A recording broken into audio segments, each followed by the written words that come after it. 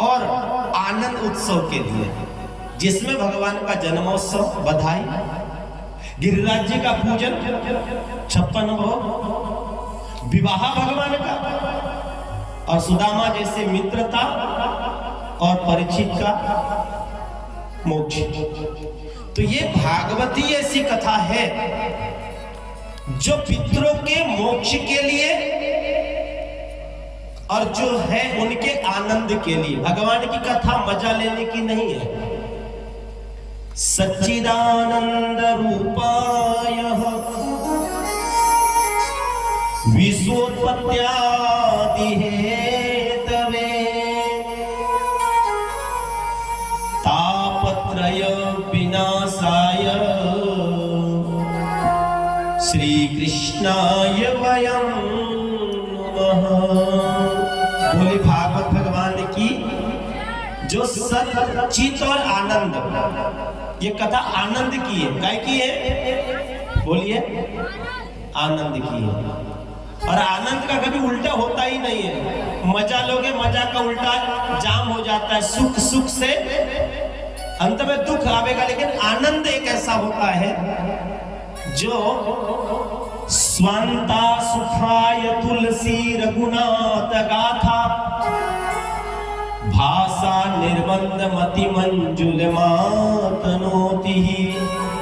आनंद का कभी उल्टा नहीं होता। आनंद का उल्टा परमानंद हो जाता है। बोलो राधे राधे। आनंद का उल्टा परमानंद हो जाता है।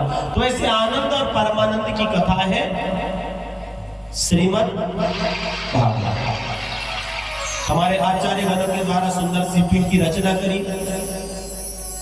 गणेश पीठ, षोडश मातृका, नवग्रह मंडल, सहस्त्रभद्र मंडल, 64 योगिनी, क्षेत्रपाल आदि देवताओं का आवाहयामी, स्थापयामी, पूजयामी, उनका पूजन हुआ है। हमने उनको आवाहन किया। मंत्र के अधीन देवता है। और मंत्र किसके अधीन है? ब्राह्मण। जो ब्राह्मण देवताओं ने, जो आचार्य गणों ने जो आवाहन किया, उस आवाहन से देवताओं को स्थापन किया गया। स्थापयामी, पूजयामी, ध्यायामी। और तो और कलश यात्रा की क्या महिमा कहूं। सुना था मैं कटोरी होगी, छोटी सी कोई कटोरी, लेकिन ये कटोरी नहीं, इस गांव में तो खजाना है देवताओं के मंदिरों का, देवताओं के स्थानों का। हम 10 राज्यों का भ्रमण किए। 201 कथा पूर्ण करके आज 2 तारीख को दूसरी कथा हम कर रहे हैं। इतनी कथाओं में गांव तो बहुत सारे भ्रमण किए, लेकिन कटोरी जैसा गांव कतौ ना देखी।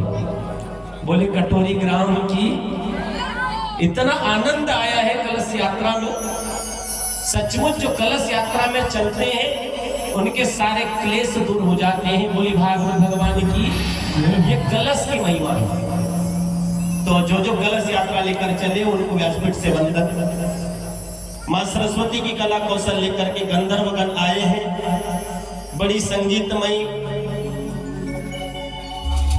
7 स्वरों से सारे गामा पदानी सा का स्वर संगीत मिलाकर के अपने ताल सुरों के साथ यहाँ संच और मंच के साथ विराजे हैं। सभी को व्यासपीठ से वंदन करते हुए श्रीमद् भागवत कथा की व्याख्या सुन लेते हैं, जिसको कहते हैं महात्म। बहुत जरूरी है महात्म। महात्म सुन लिए तो कथा का शुभारंभ हो गया। श्रीमद् भागवत कथा में 7 शब्द हैं। कितने? 7। पहला है श्री। पहला बोलो जल्दी से। श्री। श्री का मतलब होता है धन। और मनुष्य धन कब तक कमाता है? जब तक उसका नहीं हो जाता निधन। मनुष्य धन कब तक कमाता है? जब तक उसका निधन नहीं हो जाता। हमारे पास धन है, पद है, प्रतिष्ठा है, कभी अभिमान मत करो। है ना? हरि कृपा केवलम है, हमारा भाग्य है। कुछ लोग कहते हैं कि कुछ लेकर पैदा हुए नहीं, कुछ लेकर जाते नहीं। गलत बात। अपना भाग्य लेकर आए हो आप। जो लड़की भी पैदा हुई है ना, तो कई घर में गुब्बारे की तरह वो फुला देते हैं, बेटी अपनी है, ये अपना भाग्य लेकर के आई है, और जब तक रहेगी तब तक अपना कर्म करके जाएगी। अपना भाग्य लेकर, जो भी यहाँ जीव आया है इस धरा पर, अपना भाग्य लेकर के आए हैं और अपना कर्म करके जाएंगे, बशर्ते ये पुराण हो, शास्त्र हो, चाहे वेद हो। हमें यही बताते हैं कि अभिमान मत करो, क्योंकि अभिमान में तीनों गए, बड़े बड़ों की अकड़ निकल गई, तो हम तो छोटे मोटे साधारण जीव हैं। अभिमान में तीनों गए, मान सम्मान और वंश। अभिमान में तीनों गए, मान सम्मान और वंश। न मानो तो प्रमाण देख लो, रावण कौरव। इसलिए स्वाभिमान कभी नहीं छोड़ना, अभिमान कभी मत करना। तो श्री का मतलब होता है धन, पद, प्रतिष्ठा। मद का मतलब होता है अहंकार। तो अहंकार धन का, पद का नहीं करना। श्रीमद् भागवत में कितने अक्षर है? कितने अक्षर है? 7। हमारे यजमान जी ने कहा था कि गुरुजी हमें ये कथा करना तो पारिवारिक कथा करना है, यानी परिवार को संस्कार देने के लिए कथा करना है, विश्व शांति के लिए कथा करना, ऐसी कथा सुनाना। तो हमने ऐसी कथा को लेकर आए, सुबोधनी भागवत, जिसमें भा का मतलब होता है भक्ति। एको न एक भक्ति होना चाहिए जीवन में, एक न एक भक्ति होना चाहिए, चाहे पूजा करने की हो, चाहे मंदिर जाने की हो, चाहे तिलक लगाने की हो, चाहे व्रत करने की हो, चाहे उपवास करने की हो। भक्ति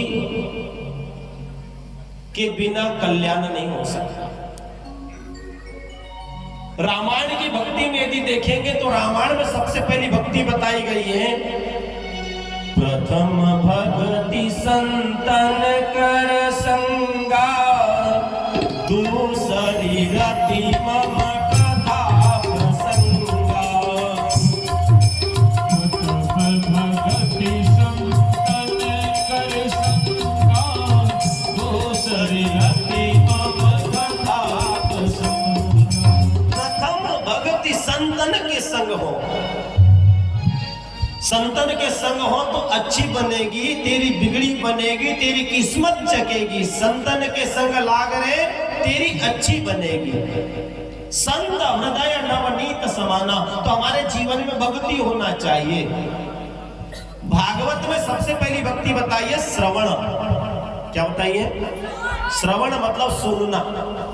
एक बात बताओ बेटा, आरती करते हैं आप लोग, आरती के बाद बोलते कर्पूर गौरम करुणावतारम, याद है आप लोगों को? सच बताओ, कौन से स्कूल में पढ़ाया गया? ईमानदारी से बताओ बच्चों। बच्चे दिल के सच्चे होते हैं, कभी झूठ नहीं बोलते, मन के बड़े पक्के होते हैं, दिल के बड़े कच्चे होते हैं। बच्चे बड़े अच्छे होते हैं, बच्चे बड़े सच्चे होते हैं। बताओ कौन से स्कूल में पढ़े? चलो वो छोड़ो। ये माता जी, आप लोगों का क्या मखान करूं, हमारा भजन देख करके तो आनंद आ गया कि हम तो पंढरपुर और देवी आनंदी में हैं। आप लोगों का संगीत भजन सुन करके तो आज महाराष्ट्र की याद आई, लेकिन कल्पना का हम मध्य प्रदेश में हैं। आप लोगों का भजन रंगा रंगा चगौड़नी ऐसे गा रहे थे। मैं तो सोच रहा था कि मुझे तो एमपी में सुनने मिलेगा ही नहीं, लेकिन सुनने मिलेगा। इतना सुंदर आनंद, अद्भुत। कौन से स्कूल में पढ़े आपने? लेकिन याद जरूर है। यह भी नहीं मालूम है कि कौन से पुराण में लिखा है, कौन से पेज में लिखा है, लेकिन याद कैसे याद हो गया आपको? केवल सुनने से। जितना पढ़ने से याद नहीं होता दादाजी, उतना सुनने से होता है। कहीं यहाँ पर दादाजी है, पढ़ना लिखना अनाराम नहीं आता, लेकिन भजन जब गाते हैं तो ऐसा लगता है कि उनके कंठ में मां सरस्वती विद्यमान है। जब ऐसे ऐसे भजन और ऐसे ऐसे जब वाक्य रचना करते हैं तो ऐसी सरस्वती। तो बच्चे, सुनना सबसे चाहिए अच्छा। ऐसे गणेश जी के जैसे बड़े बड़े कान होना चाहिए। गणेश जी के बड़े कान क्यों है? कि सुनने का सामर्थ्य व्यक्ति में ज्यादा होना चाहिए। लेकिन हम लोग सुनते कम है, बोलते हैं। फायदा किसमें है? सुनने में। सुनने के बाद करने में, जो हम जीवन में आचरण में ले आएंगे उसमें सबसे बड़ा फायदा है। बोलो वृंदावन बिहारी लाल की। तो भाव माने भक्ति।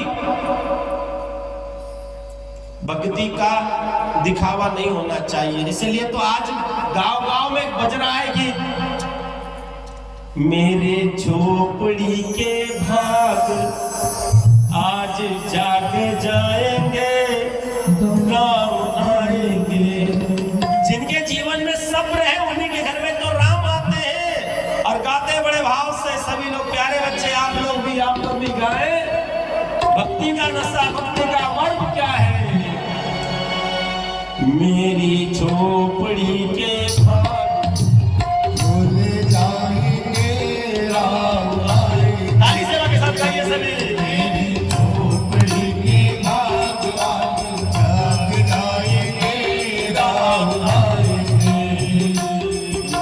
झोपड़ी के भाग आज जाग जाएंगे, राम आएंगे। मेरी झोपड़ी के भाग आज जाग जाएंगे,